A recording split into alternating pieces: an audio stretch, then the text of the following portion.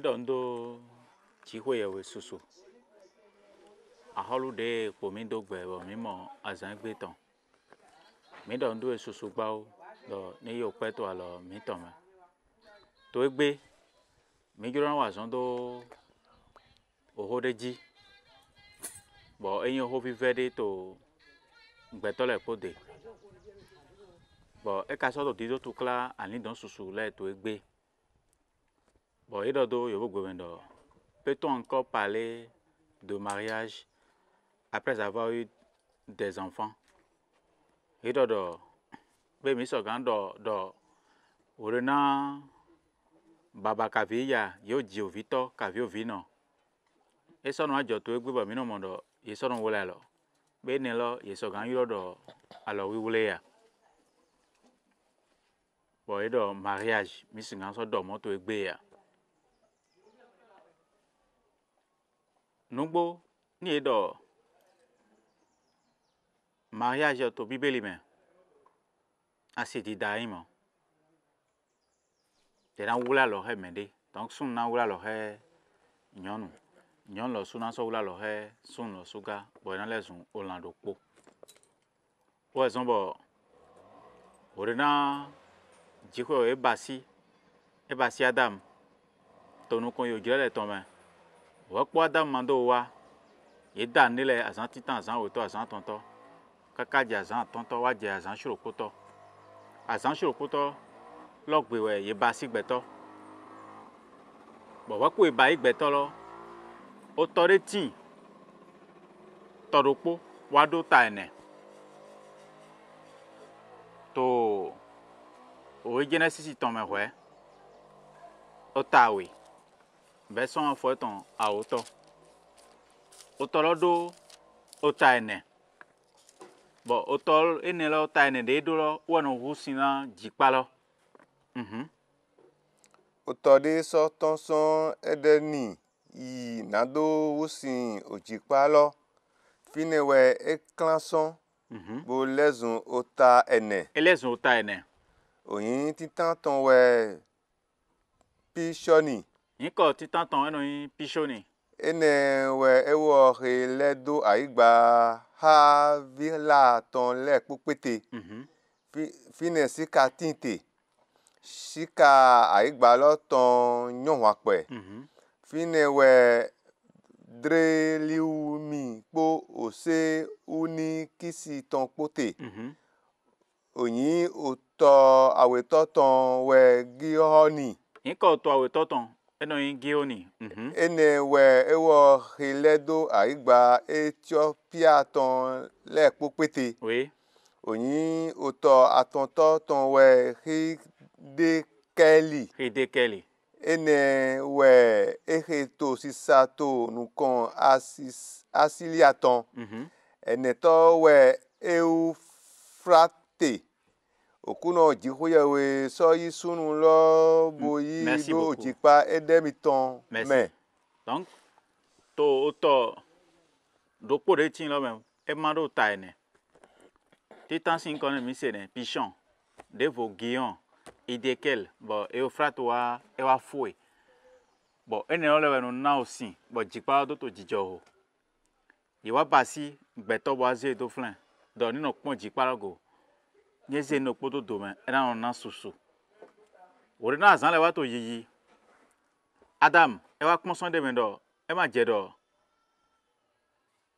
de mi to fidin e mi le cho to fi jiwe wa pon do e ma je do me e cho ni no flan e wa yi son adaja ho to me e ni amlo wa basi nyon lo do apa ne bo e do nyon lo na jo to ati onodo bo na don se bodo asie tongo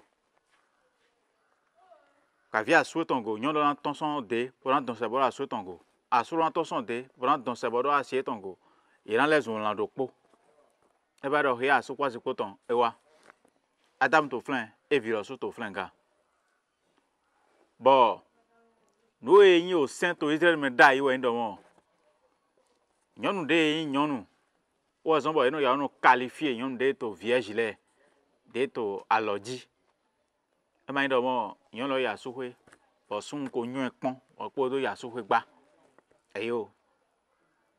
Donc, yon de to alors dit ouais, il est qualifié sous to Bible mais.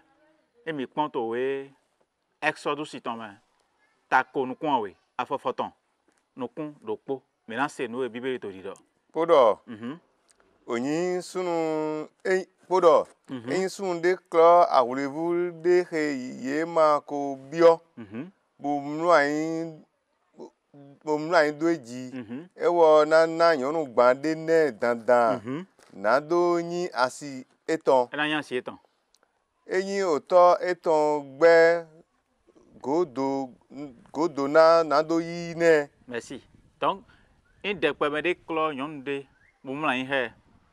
Edo na gban donc ogbeji ni no. E no kwa kwa to ji ho de. Bodo yon ma de edo dai hun. E ma in terrain de tennis. Bo ina do to hun de na do wa juro meton do juro mi. Bo mi na do no basi to egbe. Donc, au fi wiwe, nous clan do wiwe. Que na do ye igona susu. Donc yon de ya su ho da ile. To jira ho to me bono gbeji. Me no le ye na eteme da ho de. To le biti ku to me ta ko nu kuno afọ wi aton do je wi ene. O so ato ne do to nu glo flan. Asi to awurivu etome de we enayi. A su shoside kavi a asigbeda ide. Kavi nyonu gbigbre tode. Nyonu gbigbre tode. Ogalo tode. Ogalo tode. Ehe lewe e mana yigba. Merci. Donc nyonu de to ogbeji na jihwe yewe. Wo ye biodo meloso ganji. Donc nyonu ma nde edron dai hun. Donc nous clan do we. E don ajo to egbe bo. Sun de le tin bo ye na ohun bi. Wo na jivi to wo na jivi no. Tin we no ado mo mi ja lo le gbe. O jivi titan o ja oto o ja tonto o jivi do hwegbe o jivi po tin pepe na ton ni do mi gan wala lo kwa se mi do bo de fo de so yan ba do won bo meji ogbon da yi lo le ogbon pe to plus de 1000 nkan ton ji ka ve o gan mo ka ve so we so me ma bo ahun din wa do won din we mi gan wala lo di bo le no wa mo ho aplo do e ka yi do ye baya lo wule ye dame yon de nyonu pe so kan de kun na pe ya so ko gbeto aloji bo to gbeji na so eton bo so to gbeji na ji ho yewe so de so to gbeji na ji ho yewe bo so to gbeji na gbeto le me ni lo we ni ho me hun to ji ho yewe de ton to egbe mi gbon fi wo dodo alo wule titan na sunu ati nyonu sunu mayon nyonu pon poro nyon lo su mayon sunu pon alo wole de so gbe ni do ba mi te to gbe le mi to o vle kan do no yin wiwe le go to we to lam to me ta ko nu kon we o so to hore do gbon ohia le hodo mi te ton dari afọ wi ene Deutéronome chapitre 22 verset 14. Bohia onu winwa ehia onu huwian ehia onu huwian le do okone sun lo ni won ehia onu huwian le do kona yon lo bo he oyin onyina kan de wa eji eze yin ko onyina kan de wa yon lo ji bodomo wa do mo yen yi nyonu he bodo wonu na yen wa sepo edo de mi wa sepo je de je ede yen ma mo ohia ogbeyi ton le to ewo megba wenenu we oto wenenu we oto nyonu loton po ono eton po iya eton po na yibo he ohia ogbeji nyonu vu loton le ton jegbonu wa je meho to da ho loton le de to hongbo lome donc sun lo eyi ho me je de boka so anote bo adodo alo ejete lo e ma hen ho me hun e mi gba e ma to gbeji ye do baba lo po ya lo po e ran hen ohia lo do hia asu lo donc o hen yon lo flu to egbe e termina yi to hia mi to me mi mo do yonu de to aloji bo to gbeji Bon, son là, sous ton bédi, pour toi, alors dit, n'a dit quoi, yawe. Yo, mais à oué, n'est là, alors, vous d'agwele ni. Amo dielo ton, et non, à job, à haul non, à biodo. Et non, bio, oué, mandé, pour être obligé, à bailler, alors, vous y a dévoyé, né, qui a dévoyé. Bon, à sous, est obligé, et non, bailler, mariage. Dans un domaine, à céder, un domaine, à l'iodile, bon, à haul aussi, à wadi, qu'à vivre, bon, à zone de les mains, à droit, ou là, le quoi, si vous êtes dans qui a dévoyé, né. Mais alors, le dévoyé, mité, alors, oui, que bon, bon, dali. Yon lodron imede pour clan edofo. Pour ma indo mo gbegbe to asuwe yi. Sun de volant to nglo flan do. Mi o zen kaka bo o ti kona mi. Mama, kabi me de volant no la ban do mo sun we lo. Alors jete. O wo so to alors we to egbe. Donc e ma je do. Yeni ze inko nyina kando migo. Inko de manpa ki go na jihwe yo. Mi vois c'est nous Matthieu chapitre 25 4 dido verset 1. Et doit avoir longtemps. Et n'a digiredo a rouler à ogo. Donc a avoir longtemps, il n'a y digiredo il doit rouler. Et ben là. Mais des manions sont pont, oui. Wene nu we a horudu onoton nanyi jigiredo a rouler à ogo. Merci. Donc a rouler. Et ben là, mais manions sont pont. Ouais, on ira rouler. Tokungbe men, il doit rouler. Vraiment yon son pont. Mais yon son pont ouais yon do ayo rouler. Tu pas rouler ba do. Mais yon son pont. A do ton e nou clan do oui. Bon, e nou 600 d'idée na di ko yewe. Ta d'idée ogbelo ton do menu jiro, e ton do mali a jiro. E do onjira ye monokunda gbeda ho, okun tinto dewe. E do anamo ho, ona jivisunde, ye na yure do Emmanueli. Okona meto a obi jijo hoton. Et donc les pour nous aboyer ton dit malia di bou et do na we e so ganyi o le na nyamanyo sunu pon et do gbigbo we na wa jiwe ko no gigo ganton e na shin o ye o jiwe e na otu e le na ton son hoto men o vi gigo ganton e na yure do parce que e manyo sunu pon donc o gbe ndo do meton wa ji na e mu do na ado ton ya do clan do we donc be de pepe de yun do mo. Alors vous voulez alors vous voulez sortir alors vous voulez des unions et donc si on est bon do mi teji et donc ajo to gbe na génération mi ton mi no dodo e ngbe to aflan mi gbo ma du gbe pe de we iye to aflan mi no dodo mo do we de mo do we bo inu kan ma du gbe pe de we bon amo de mi christian do ira mo mi to chambre de passage de office supo e cambio do de we de be akade do yo madu gbẹpẹ de wẹ kpọ gan lẹ fẹjọ tó ń dóhò bọ mi n'o wa juro mi tó wà n'o juro mi mo fẹ tó dọ mi tó mẹ de klọ mi tó mi de klọ tó nyọn de dzi yẹ gbọn nyọn de dzi nyẹ gbọn ojú tó rà mẹ de vo n'o nyẹ kusu wà á zẹ mẹ de vo dọ wọ nizan avọ de nyẹ tó kpo wà avọ lọ gblé wọn ẹsẹ dzo dọ mẹ de vo nizan wà avọ lọ tsa mẹ de ŋa zan yẹn nẹ. Donc, où est-ce qu'on va y gagner y a un lait d'odo.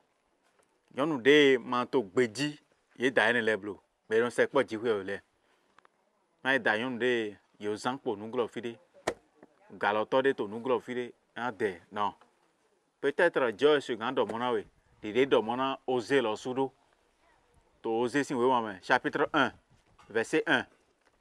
Et on a osé domon. Ni bio ou galoto tomber. Pour plan citoflin. Pour division romaine. Ye jivilo le de jivilo le tro e wa do yin kona do jiwo so do ni do yin kona e yin ko de na do na ye lo le e do ni mi to yin ko le flin e mi do flin yan do de Israel ba ni mi to wo lorun injo do won be vo be ovo chapitre 1 verset 1 oho okuno ton he wa je ozia visunu be eliton lode to azan ozia jotani hazazi po verset 3 mowe ewo yibo bio mowe ewo yibo yi go meli vinyonu bi le imiton. Merci beaucoup. Ewo so moho. Merci. Donc e jivito homane to kokula ko men jiku endo flin e gan dagbe gan nyina kan de Israel basine to jirelo men dziwɔ ndo fli o zɔn bɔ eɖɔ ni yi xɔ me wo kplɔ vi nyɔnu ene lɔ o galɔtɔ lɔ bo dzivi to xɔ me nɛ bɔ evi dzi to xɔ me nɛ o dziwɔ ndo fli bo na do yi ahɔ su to mɛnu go ye go dagbe to wo alo aposo le tɔ me ta ko nukun lokpo afɔ sɛn nɛ nu de yi vivɛ to egbe wɔ yin dɔ mɔ etewɛ alɔ wle nyi vivɛ tewɛ eɖo be nyɔwɔ nɔ kpo ka ye hɔn nɔ hɔn wɔ kpɔdoro abe alɔ wle. dawe lɔ ti do vi nyɔnu ene ahuri. Merci beaucoup donc dawe de eti do vi nyɔnu do klo kpo ene ke nya ahuri ebe me ma nyɔ sɔn kpɔn ke to dɔda yi dɔ ye ma nyɔ ahuri ye ma yin ayɔ ahuri ahuri de nya ahuri he me gbigbɔ dzixwe ɔtɔnte bɔn eto dɔda yi dɔ donc to egbe me ni nyɔ kpɔn dɔ nu sisan dide wɛ mi na dzixwe yɛ bɔn to nu le kpo me mi do anɔ klan mi de to wiwe bɔn anɔ mlɔ ke to we osɔ ya tɔn me le su kpakpa eɖɔ me ma hɛn de flu chapitre 14 verset 4 apocalypse me ma hɛn de flu me ne le wɛ yin xɔntɔn dzixwe yɛ tɔn me ya hɛn de o flu verset 4 apocalypse ehe le wɛ ye ma ko yi nyɔnu do flu. merci donc me ne le me de dzixwe dzro na zan le nie àmọ́ me de dɔdɔ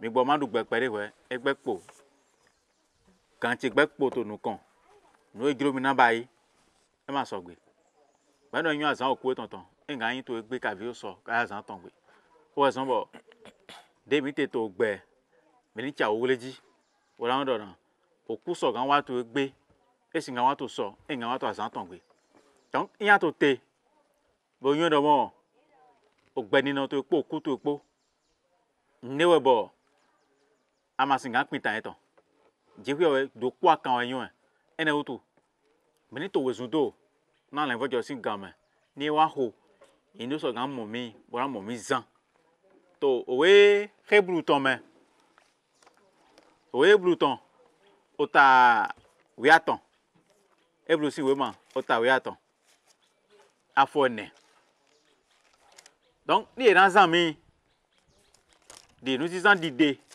de nyɔ hã kpɛ na oƒe nɔ edze ɖɔ me ne wa nu de kpe sɔ.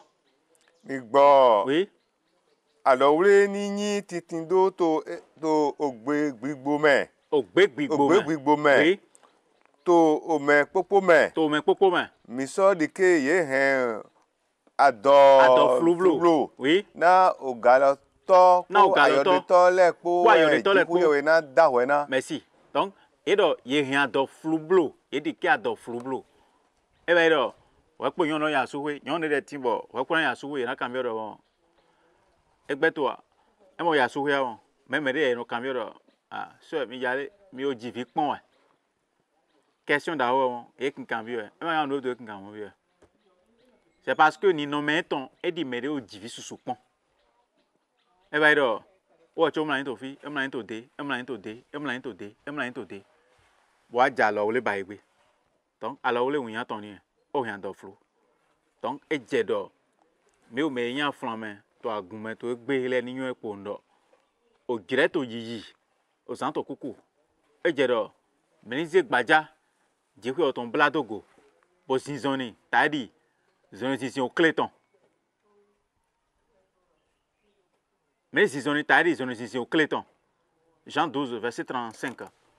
Donc, maintenant, ils ont été, tous mes tous sont ici. Tous influents. Et maintenant, on fait des idées. Et ne outou. Et ne outou. Jésus donna yedo. Jésus a tout qui bon dit donna yedo. O dire vous de dogo. O dire vous de dogo. Ouais hingoti. Ouais hingoti. To mime.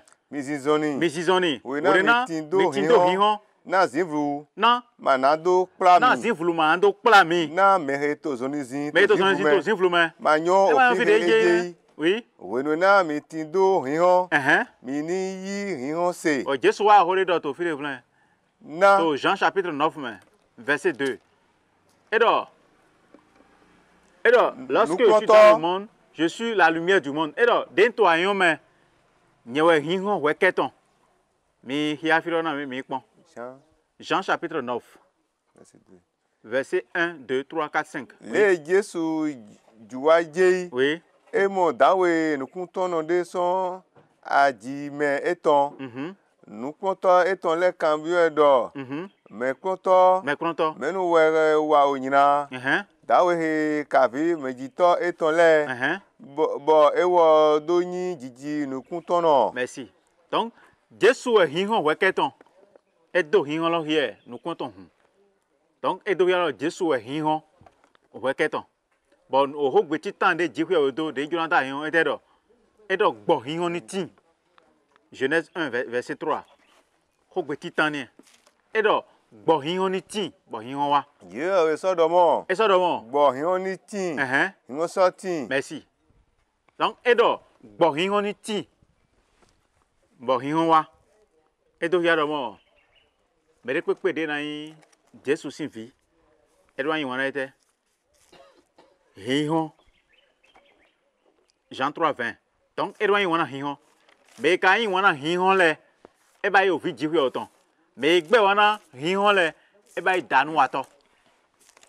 Donc yiri gba wo he azon mi ton le. O azon bo mi yin wana ete. Na. Oui. Me pe he wa danu. Me wa danu. We no gbe wana hiho. O we mo di ke hiho sin ho. E ma so no wa hiho nu. Na ye ni ka wo he azon eton le. Merci. Do ye ba si to jihwe ye we me. Donc e me de nyun do. E be na yo vi jihwe oton jan we. Wa lo we ton ya lo we de sogbe. O de mi to dido. O jihwe oton e mi to dido. E ba ido. Gbeji ni no. Jihwe oyin wona tran. Nye so ajoba kan si do ho ba. Devo so di. Ni ada si do ho ba. Aso do na pon de no gbeji ran si gbon. E ba ido mo mi na do asi ho ba. Planjo asi do ran so to ayin mo gbon mo nyonde ran mo yin pepo, e mo de ran mo yin pepo, e mo devo don e ran mo yin pepo. Bo ye mo no gbeji. Ti eyan le wa do te ro po akwa he to no di. Ya do mo yon lo su kwa da fo gbe ainsi de suite. De mi le ka di da fo gbe gbon lo. Enye lan len to jihwe o sinu kon. Ma ga hia. Sunu de do asi to ho ba. Poka so ato nevo ba to hon to. E ma yin ko jihwe o ton kro. E ba ido mo ni aso da si lo su, aso pon gbeji ni no ga. E mi da si, mi na pon de no gbeji gbon. A pon o gbeji ni no. Maman. Donc fantaisie ma don non. Si c'est to jihwe o ton le de. Ka vi tricherie. E da he me le ko ra si ton. A e so mo to san ho me. To chambre si hon gboji. E te bi aso te flen. E yo nte mo de so ebe. Bon, njura gbadu to san ebe. E so tron flen so mo to firefo. E so tron flen so mo to firefo. Donc ye ide to tanen. Ye lo lambu. E ma ka je do. Ye ni to ason jihwe o ton kon. Ye ni bo ato di o sin ni le mondo mi go to ason lokon. To kokule po me. Dijo na kondo mele poji. Nishe. Dagwe ton ko dagwe wan po. E ran do so ha me po. Nishe. Alléluia.